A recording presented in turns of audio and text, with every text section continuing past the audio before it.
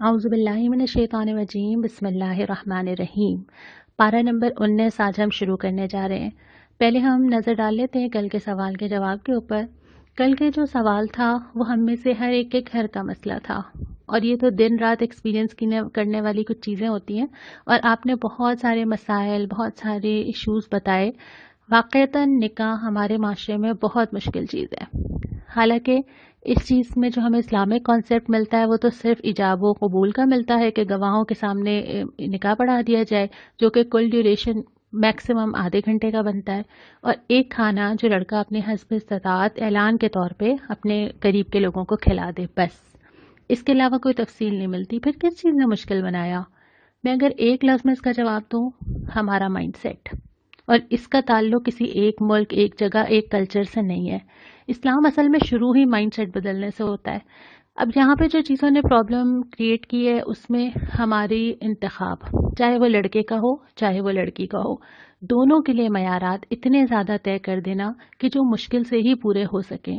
ہمیں حدیثوں میں یہ ملتا ہے کہ لوگ نکاح کے لیے جس لڑکی کو دیکھتے ہیں وہ اس کا نسب دیکھتے ہیں، وہ اس کا مال دیکھتے ہیں، وہ اس کی شکل دیکھتے ہیں۔ تم نکاح کے لیے تقویٰ دیکھنا، اور یہ شاید وہ آخری چیز ہے جو ہم دیکھتے ہیں۔ اور پھر یہی ایکسپیکٹیشن ہم لڑکے کی طرف، اس کا سیٹل ہونا، گھر پہ رسپانسبلٹیز نہ ہونا، گھر کا اپنا ہونا، یہ اپیرنس بھی، یہ ساری چیزیں ہم ساتھ ساتھ دیکھتے ہیں۔ ان چیزوں نے ہمارے لیے مشکل کر دی ہے۔ اور اس کے بعد یہ کہ جو رسومات اور جو چیزیں ہمارے معاشرے میں بڑھ چکی ہیں، جو اسراف ہے، جو لوگوں کی توقعات ہیں، بہت ساری ایسی چیزیں ہم نے اپنے لیے مشکل کر دی ہیں، جس میں لینا دینا، جوڑے دینا، جہیز کا دینا، تحائف دینا، پورے خاندان کو لے کے چلنا، پھر اس میں تھیم، پھر اس میں ایونٹ مینیجرز اور پتہ نہیں کیا کیا، جبکہ ہر ایک کو معلوم ہوتا ہے کہ خرچ کرنے والا بھی مشکل سے خرچ کر رہا ہے، اور وہی پیسہ اگر اسی کپل کو سیٹل کرنے میں لگا دیا جائے، یہ بات تو ہمیں صاف صاف سمجھ آتی ہے نا۔ یہ تو عقل کا تقاضا ہے کہ لاکھوں روپے اس تقریب میں لگانے کے بجائے اگر اس کپل کو دے دیے جائیں تو ان کے مستقبل کے لیے اور بہتر ہو جائے، لیکن کیا چیز نہیں کرنے دیتی؟ اصل میں یہی وہ چیزیں ہیں کہ ہم نے اپنے آباء و اجداد کو کرتے دیکھا ہے، ہم نے اپنے معاشرے کو کرتے دیکھا ہے، تو کون ہے جو پہلا سٹیپ لے گا اور رسپانسبلٹی کون لے گا؟ اور ہم میں سے ہر ایک کی رسپانسبلٹی ہے۔ ہم میں سے کوئی اس سے بری ذمہ نہیں ہو سکتا، کیونکہ معاشرے میں جو چلن آپ ڈالتے ہیں، جو ٹرینڈ آپ سیٹ کرتے ہیں، جو مثالیں آپ بناتے ہیں، آپ کے ذمے وہ آتی ہیں۔ آپ اچھی مثال قائم کریں یا بری مثال قائم کریں، دونوں جو ہیں وہ آپ کے لیے آگے چل کے سلسلہ جاری کرتی ہیں۔ تو ہم نے پہلے بھی پڑھا تھا کہ ہر شخص دوہری ذمہ داری اٹھاتا ہے، اپنی بھی اور دوسرے لوگوں کے بھی۔ اور دوسری بات یہ کہ جتنا نکاح مشکل ہوگا اتنا معاشرے میں زنا پھیلے گا۔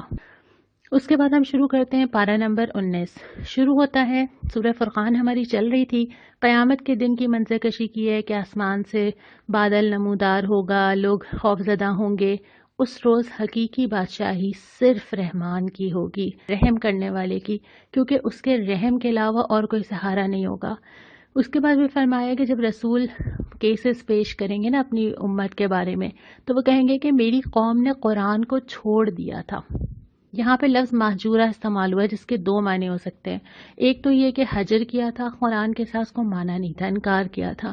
ایک یہ کہ حجر کیا تھا قرآن کے ساتھ، یعنی اس کا مذاق بنا دیا تھا۔ اور مذاق بنانے کا مطلب یہ ہے کہ کتاب میں کچھ لکھا ہے اور میں وہ کر رہی ہوں جو میرا دل چاہ رہا ہے۔ مذاق بنانا یہی ہے کہ کتاب پکار پکار کے کہہ رہی ہے اور میں اس کو خاطر میں نہیں لا رہی۔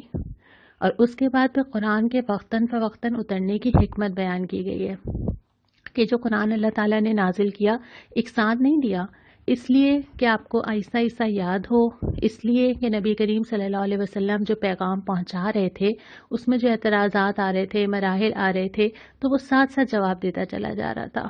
پھر یہ کہ وہ دل میں جگہ بنائے، آہستہ آہستہ تھوڑی تھوڑی ڈوز آ رہی تھی تاکہ اس کی جگہ بنتی جائے، اور اس کے ساتھ ساتھ عمل کرنا بھی تو آسان ہو نا۔ اگر سارے احکامات ایک ساتھ آ جاتے تو کتنا مشکل ہو جاتا۔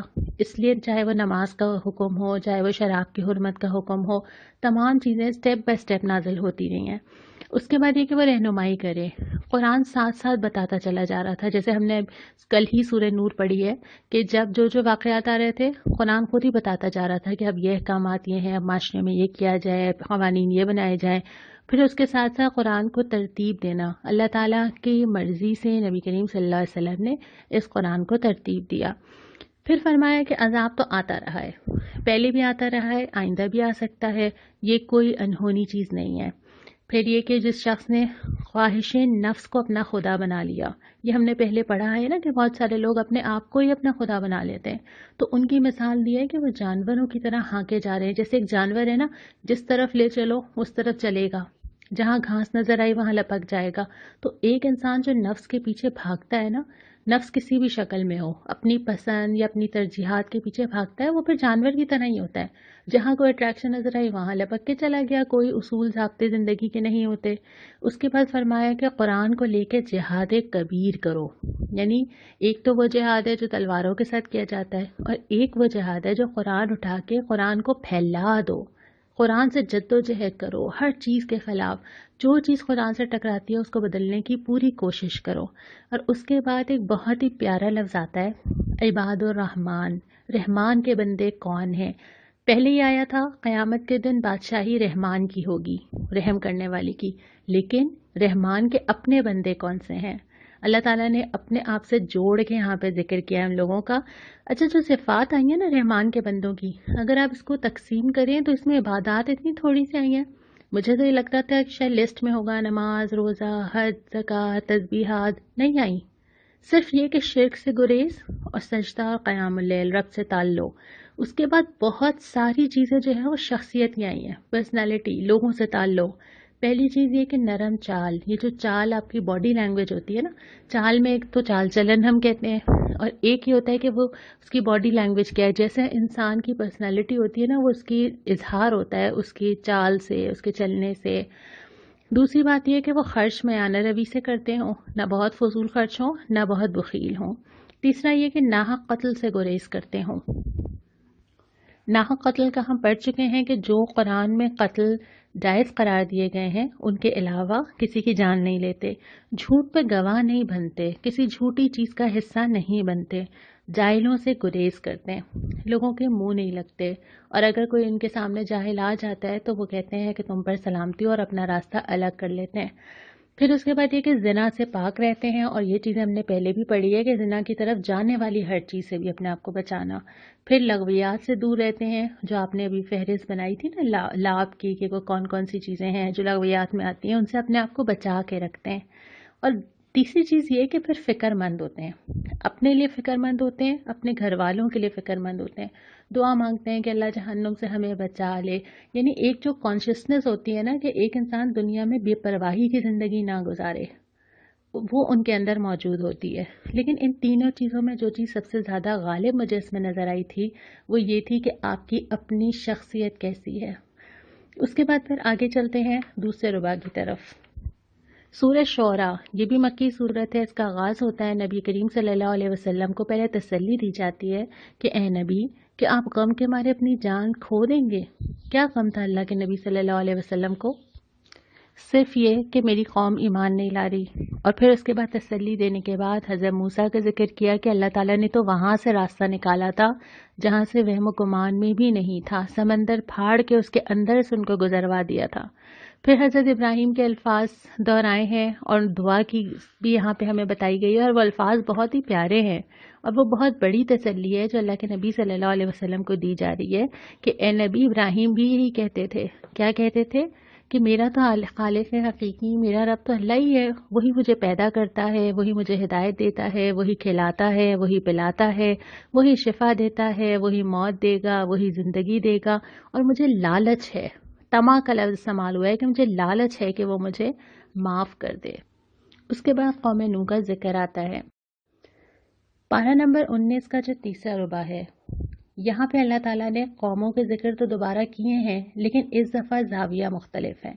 پہلے یہ ذکر کیا تھا کہ یہ ساری قومیں عذاب کا شکار ہوئیں، اللہ تعالیٰ نے ان کی پکڑ کی۔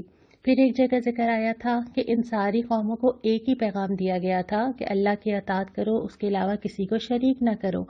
اس دفعہ ان قوموں کو ذکر کرنے کی وجہ مختلف ہے۔ اس دفعہ ذکر یہ کیا گیا ہے کہ سارے نبی گئے، سب نے اللہ کی طرف بلایا، اور سب نے ایک ہی جملہ کہا، اور وہ جملہ کیا تھا؟ کیا تم اللہ سے بے خوف ہو گئے ہو؟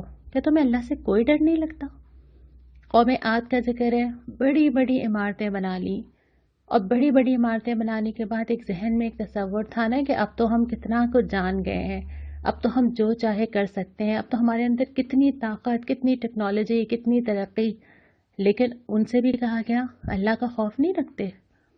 پھر اس کے بعد قوم سمود جو کہ فسادی لوگوں کی اطاعت کرنے لگے، جو ہم نے پہلے بھی پڑھا تھا کہ ان لوگوں کی اطاعت نہ کرو جو زمین میں فساد پھیلا دیتے. اپنی لیڈرشپ سوچو کہ تم کس کے ہاتھ میں دے رہے ہو. پھر قوم سمود کی بھی یہی فرمایا گیا کہ کیا تم اللہ کی اطاعت نہیں کرتے، کیا تم اللہ سے ڈرتے نہیں ہو، کیا تمہیں اللہ کا خوف ہی نہیں ہے.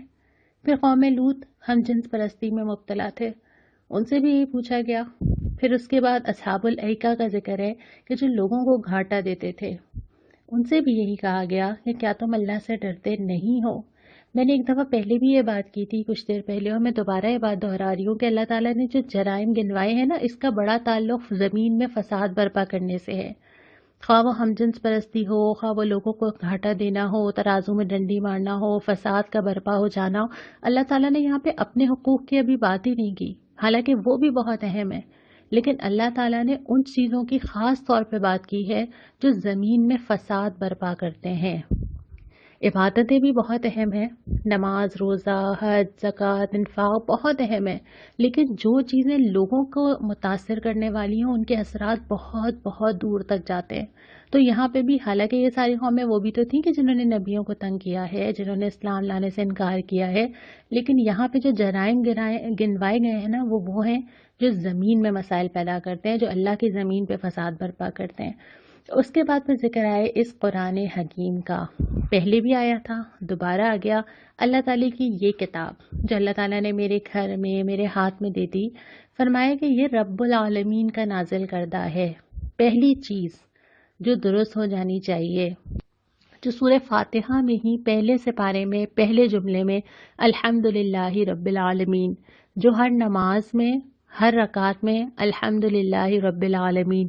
مسائل شروع اسی کانسیپٹ سے ہوتے ہیں کہ انسان اس دنیا کا رب کس کو مانتا ہے. اگر انسان یہ بات مانتا ہے کہ ان تمام جہانوں کا رب اللہ ہے، وہی چلا رہا ہے، وہی کھلا رہا ہے، جو ابھی حضرت ابراہیم کی دعا کے الفاظ تھے کہ وہی مجھے کھلاتا ہے، وہی پلاتا ہے، وہی زمین سے کچھ اگاتا ہے تو میرے رزق کا بندوبست ہوتا ہے، وہی بارش دیتا ہے تو یہ غلہ نکلتا ہے، تو میں تو ہر چیز کے لیے اللہ کے محتاج ہوں ہی. لیکن اگر میں اس کو قبول کر لوں کہ اللہ رب العالمین میرا رب ہے، پھر یہ میرے لیے صرف بک نہیں ہے، پھر یہ میرے لیے مکمل ہدایت ہے جو میرے پالنے والے نے میرا مینول میرے ساتھ بھیجا ہے. جیسے کہ ہمارے موبائل کے ساتھ بھی ایک مینول ہے، میں اگر بلینڈر بھی خریدوں گی تو اس کے ساتھ ایک مینول ہے. کوئی بھی چیز خریدنے جاتی ہوں ایک چھوٹی سی کتاب اندر سے نکلتی ہے کہ اس کو استعمال کیسے کرنا ہے، اور ایسا نہ ہو کہ تم کوئی غلطی کر جاؤ، اور ایسا نہ ہو کہ تم اس کو جلا دو یا تم خراب کر دو. بنانے والا ساتھ ہدایات بھیجتا ہے کیونکہ استعمال کرنے والے کو نہیں پتا کہ کیا کیا احتیاطیں کرنی چاہیے. اللہ رب العالمین نے میرا اور آپ کا مینول ساتھ بھیجا ہے کیونکہ مجھے نہیں پتا کہ میں اپنے آپ کو کیسے کیسے نقصان پہنچا لوں گی. تو اللہ تعالیٰ چاہتا ہے کہ میں وہ پڑھوں، مجھے معلوم ہو کہ ہاں تمہارے لیے بھلائی، فلاح، آسانی کس راستے میں ہے. لیکن مجھ سے بڑا بدقسمت کون ہوگا کہ اگر میں نے پوری زندگی وہ مینول ہی نہیں پڑھا. اور نہ پڑھنے کا وجہ کیا ہو سکتی ہے؟ یا تو یہ میں اس کی ضرورت ہی محسوس نہیں کرتی. تو اسی لیے یہاں پہ پہلی بات تو یہ فرمائی کہ وہ نازل کس نے کیا ہے، اس کی عظمت کو محسوس کرنے کی ضرورت ہے. اس رب العالمین نے جو تمہارا پیدا کرنے والا اور اس کائنات کو چلانے والا ہے. دوسری بات یہ کہ یہ صاف صاف عربی زبان میں آیا ہے، بہت آسان ہے سمجھنا. ابھی ہم اتنے دن سے جو قرآن پڑھ رہے ہیں، کیا قرآن پڑھنا بہت مشکل کام ہے؟ نہیں ہے. قرآن دلوں میں اترتا ہے، انسان یکسو ہو کے بیٹھتا ہے تو قرآن کی ایک ایک آیت سمجھ آتی ہے. عربی زبان میں ہے اور نبی کریم صلی اللہ علیہ وسلم کی پسندیدہ زبان ہے. لیکن ہمیں یہ لگتا ہے کہ ہمیں ٹرانسلیشن مل جائے، ہم کیوں نہ عربی زبان یاد کرنے کی کوشش کریں. ہم بہت ساری زبانیں خوشی سے، مجبوری سے پڑھتے ہیں. ہماری نیشنل لینگویج نہیں ہوتی لیکن ہم انگلش پڑھتے ہیں، ہم سندھی پڑھتے ہیں کیونکہ ہمیں مارکس چاہیے ہوتے ہیں. ہمیں کوئی ڈرامہ پسند آ جاتا ہے، ہم ٹرکش لینگویج پڑھنا اور سمجھنا شروع کر دیتے ہیں. ہمیں دنیا بھر میں سب سے زیادہ بولی جانے والی لینگویجز کی فکر ہوتی ہے تو پھر ہم اور لینگویجز یاد، کبھی اسپینش، کبھی کچھ اور یاد کرنا شروع کر دیتے ہیں. بہت سارے لوگ فرینچ کی کلاسز لے رہے ہوتے ہیں، تو عربی کیوں نہیں؟ اللہ تعالیٰ کی زبان جس میں اللہ تعالیٰ نے مجھ سے بات کی ہے، جس میں زیادہ اچھی طرح سمجھ سکوں، جو اللہ کے نبی صلی اللہ علیہ وسلم بولتے تھے، میں کیوں نہ عربی بولوں اور میں کیوں نہ عربی سیکھوں؟ تو ضرور کوشش کیجیے کہ جتنا پاسبل ہو ہم عربی لینگویج ضرور سیکھیں۔ تیسری بات یہ کہ یہ کتابوں کی جو پہلے آ چکی ہیں ان کی تصدیق ہی کرنے والی چیز ہے، کوئی ایک دم نئی چیز نہیں آئی ہے، بلکہ جو ہدایات اللہ تعالیٰ کی طرف سے حضرت آدم کے زمین پہ آنے کے بعد ایک سلسلہ چل رہا تھا، اسی کا تسلسل ہے جو آج تم تک پہنچا ہے۔ اس لیے اس قرآن کی عظمت کو محسوس کرنا، اس سے محبت رکھنا، اس سے تعلق رکھنا اور اس کو سمجھنا اس نیت کے ساتھ کہ میرا رب مجھ سے مخاطب ہے، بہت اہم ہے۔ پھر ہم آ جاتے ہیں چوتھے ربع کے اوپر۔ یہاں پہ شروع میں اللہ تعالیٰ نے اپنے احسانات اور نبیوں کو دیے ہوئے معجزات گنوائے ہیں۔ ہم نے یہ سورت جب شروع کی تھی تو اللہ تعالیٰ نبی کریم صلی اللہ علیہ وسلم کو تسلی دے رہے تھے نا، آس پاس حالات مشکل بھی ہوتے ہیں، بظاہر روشنی نظر بھی نہیں آ رہی ہوتی، کیا ہوگا کیسے ہوگا۔ اللہ تعالیٰ نے یہ بتایا ہے کہ دنیا میں جب بھی کوئی ایسی مشکل آئی ہے، اہل حق کو کوئی مشکل آئی ہے، اللہ تعالیٰ ان کے ساتھ موجود رہا ہے، اور اللہ تعالیٰ نے وہاں سے ان کی مدد کی ہے جہاں سے انہوں نے کبھی سوچا بھی نہیں تھا۔ تو یہاں پہ اللہ تعالیٰ کے احسانات بھی گنوائے گئے ہیں اور نبیوں کو دیے ہوئے معجزات بھی گنوائے گئے ہیں۔ حضرت موسیٰ کو جو معجزات دیے گئے تھے اس میں سے دو اہم چیزوں کا یہاں پہ ذکر کیا ہے کہ اپنی لاٹھی کو زمین پہ ڈالتے تھے اور وہ سانپ یا اژدہے کی شکل اختیار کر لیتی تھی۔ دوسرا ان سے کہا جاتا تھا کہ اپنا ہاتھ اپنے بغل میں ڈالو اور وہ چمکتا ہوا نکلے گا۔ حضرت داؤد اور سلیمان کو بہت علم دیا گیا تھا اور خاص طور پہ حضرت سلیمان کو یہ معجزہ دیا گیا تھا کہ وہ پرندوں کی بولیاں اور جانوروں کی باتیں سمجھ لیتے تھے اور ان کے لشکر میں یہ سب شامل تھے۔ تو اللہ تعالیٰ کی جو کائنات کی ساری چیزیں نا، ہم نے اس سے پہلے غزوہ احد، غزوہ بدر اور مختلف تبصرے پڑھے تھے۔ اللہ تعالیٰ کی کائنات کی جو ساری چیزیں ہیں، چاہے وہ بادل ہو، چاہے وہ بارش ہو، چاہے وہ ہوا ہو، یہ ساری چیزیں اگر انسان ایمان پہ چلتا ہے تو یہ ساری چیزیں اس کا ساتھ دینے کے لیے آ جاتی ہیں، اور اگر نہیں چلتا ہے تو یہی ساری چیزیں اس کے اگینسٹ ہو جاتی ہیں۔ اب حضرت موسیٰ کا جو سمندر کے اندر سے گزر جانا تھا، کہ انسان کبھی تصور کر سکتا تھا کہ اللہ یہ بھی کر سکتا ہے؟ پھر مختلف غزوات کے اندر کہیں پہ بارش کا ہو جانا کہ پانی نیچے کی طرف چلا جائے، کہیں تیز ہوا کا آنا، یہ ساری چیزیں اسباب قدرت ہیں اور یہ سارے اسباب قدرت اللہ تعالیٰ کے ہاتھ میں ہیں۔ تو اللہ کی قدرت ہماری تھوڑی سی جو کوشش ہے اس سے بہت زیادہ ہے، اور ہماری کوششوں میں اللہ تعالیٰ اپنی قدرت سے اضافہ کر سکتا ہے۔ پھر اس کے بعد حضرت سلیمان نے ملکہ سبا کو جو دعوت دی تھی اور اس کو پرچہ بھیجا تھا کہ اللہ کے اطاعت میں آ جاؤ، اور اس کے بعد وہ واقعہ ہے کہ اس نے بہرحال پھر آخر میں اللہ کی اطاعت قبول کی اور اسلام لائی۔ پھر ذکر ہے قوم سمود اور قوم لوط کا، لیکن اس دفعہ ذکر یہ ہے کہ دونوں یہ کہتی تھی کہ چلو چالیں چلو، ہم کچھ کرتے ہیں، ہم یہ منصوبہ بناتے ہیں، ہم ان کو نعوذ باللہ قتل کر دیں گے۔ اللہ تعالیٰ نے فرمایا کہ ساری چالیں دھری کی دھری رہ جاتی ہیں جب تمہارے رب کا حکم آتا ہے۔ اور آخر میں ایک بہت اہم سوال کیا ہے، یہ بتاؤ یہ سارے واقعات پڑھنے کے بعد، یا میں یہ کہوں 19 سپارے پڑھنے کے بعد، یہ بتاؤ اللہ بہتر ہے یا وہ معبود؟ کون بہتر ہے؟ وہ جس پہ تکیہ نہ کیا جا سکے، جس سے مانگا نہ جا سکے، یا وہ اللہ جس سے جب لگ کے دعا مانگی جائے نا، اور اس کو آپ تجربہ کر کے دیکھیے، جب آپ اللہ کے سامنے رو کر صرف اللہ سے خالص ہو کے دعا مانگتے ہیں، جب آپ راتوں کو اٹھ کے اللہ کے سامنے گڑ گڑاتے ہیں، آپ کو محسوس ہو جاتا ہے کہ آپ کی دعا سنی گئی ہے۔ اور پھر وہ اللہ جو ان ساری چیزوں کا حل کر سکتا ہے جن کو انسان نہیں کر سکتے، اور پھر وہ اللہ جو سب سے زیادہ رازدار ہے، جس سے میں ہر بات کر سکتی ہوں اور مجھے یہ خطرہ نہیں ہے کہ وہ میری بات کو کس طرح سمجھے گا اور کس طرح کہے گا اور کس طرح کسی اور کو پہنچا دے گا، وہ اللہ۔ اور پھر وہ اللہ جس کے ہاتھ میں اسباب قدرت ہیں، لوگ نہیں کر سکتے میرے مسائل حل، لوگ نہیں جانتے میری خواہشات، میری ضروریات، میرے دل کے معاملات، میری پریشانیاں، میرے غم، لوگ نہیں جانتے، صرف اللہ جانتا ہے۔ تو اللہ بہتر ہے یا یہ سارے معبود؟ صرف اللہ۔ تو اللہ ہی کی طرف رجوع انسان کو سکون بھی دے سکتا ہے، امن بھی دے سکتا ہے۔ یہاں پہ آ کے سپارہ ختم ہوتا ہے۔ آج کا جو سوال ہے وہ یہ ہے کہ سورۃ الشعراء کی 7 آیتیں، آیت نمبر 213 سے لے کے 220 تک، ان 7 آیات میں ہمیں کیا ہدایات ملتی ہیں؟ یہ آپ انشاءاللہ تعالیٰ مجھے بھیجیں گے۔ اور آج کی جو دعا ہے، آج کے سپارے میں بہت ساری دعائیں آئی ہیں، 4 دعائیں آج کے سپارے میں آئی ہیں۔ سورہ فرقان کی 2 دعائیں ہیں، سورہ شعراء کی دعا ہے اور سورہ نمل کی دعا ہے۔ سورہ نمل کی دعا ہم پڑھ لیتے ہیں آج، اور اسی پہ ہم آج اس سپارے کا اختتام کریں گے۔ دعا یہ ہے: رب أوزعني أن أشكر نعمتك التي أنعمت علي وعلى والدي وأن أعمل صالحا ترضاه وادخلني برحمتك في عبادك الصالحين۔